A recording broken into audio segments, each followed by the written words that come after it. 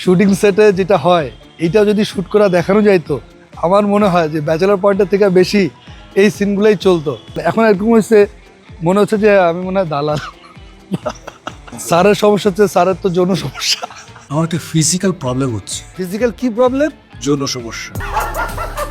আমার এক্সপিরিয়েন্স হচ্ছে ভাই খুবই হাস্যকর, এটা বলবো। ধরেন যে আমি তো আমার হয়তো একটা প্রফেশন আছে যে একটু লোকেশন করতে হয়, তো আমি বিভিন্ন জেলায় যাই, চিটাগং, কক্সবাজার এরকম যাই। ধরেন আমি রিক্সায় যাচ্ছি, পিছন থেকে আরেকটা রিক্সা যাচ্ছে, মালু দালাল, বুঝছেন? আমি জানি মামা এটা কি, মানে দালাল বলে ডাকতেছে, এটা এক ধরনের ফান। ওই মুহূর্তে হাসি বের হয়ে যায়, মজা লাগে। বিকাশ পেমেন্টে 10,000 টাকার বেশি অফার, শপিং চলছে তো।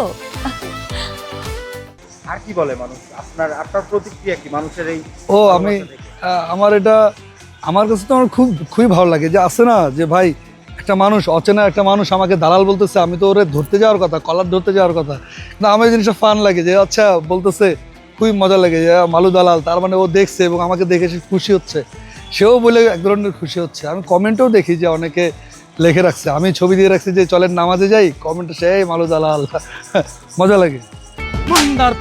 মিলগেসি.com-এর এমডি বাচ্চু স্যার। শুটিং সেটে কে কিভাবে আপনাকে সম্বোধন করে? শুটিং সেটে যেটা হয় এইটা যদি শ্যুট করা দেখানো যাইতো আমার মনে হয় যে ব্যাচেলার পয়েন্টের থেকে বেশি এই সিনগুলোই চলতো। মানে একদম অমি ভাই থেকে শুরু করে পলাশ ভাই, মারজুক ভাই, তৌহিদ ভাই, এখন তো শামীম ভাই চলে আসে, শামীম ভাই, এনারা খুবই কম সময় আমাকে মালু বলে, দালাল দালাল দালাল দালাল।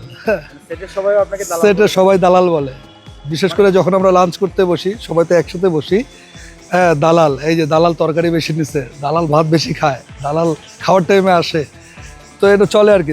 মানে দালালটা নিয়ে মানে এখন এরকম হয়েছে মনে হচ্ছে যে আমি মনে হয় দালাল। ভাই দুই একটা ডায়লগ শোনান।